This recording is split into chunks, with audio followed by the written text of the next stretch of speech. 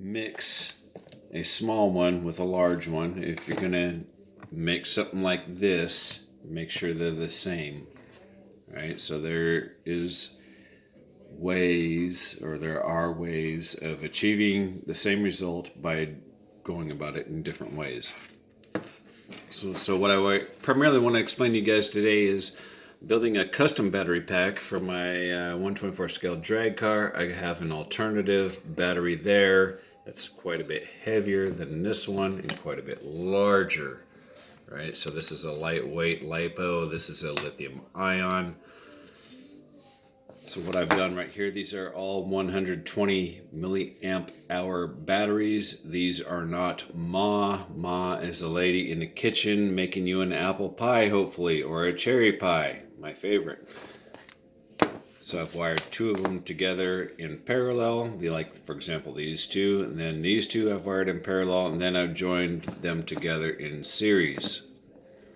So what you're looking at right there, magnify this to make things easier, is the red lead over here is joined together in a bridge or a loop to the negative over here. So positive into negative on one side, because these two cells, cell 1 and cell 2 are joined together, cell 3 and cell 4 are joined together. So then we're going to connect our balance lead somewhere in this loop, which is what you see right there in a blue wire, which again is the middle connection.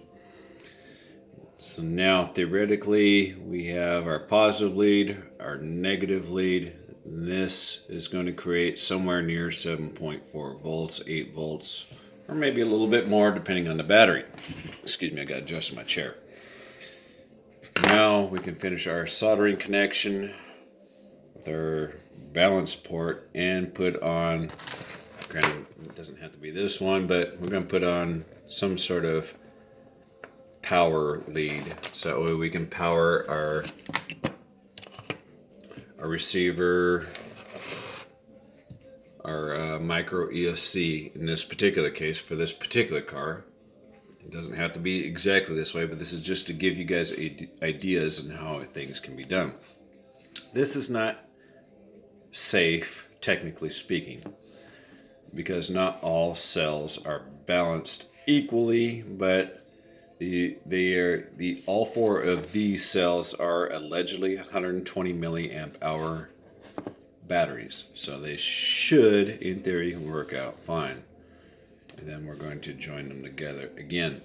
But you can always make a custom connector, like this connector here can also work for the WL Toys A242 and A969 and other vehicles that require this as the power input for their vehicle, whereas this connector is not necessary, or any other type of connector. But I built this, or I am currently building this one, in case of weight is an issue. If this is too light and I'm not getting enough traction, then I have a heavier battery.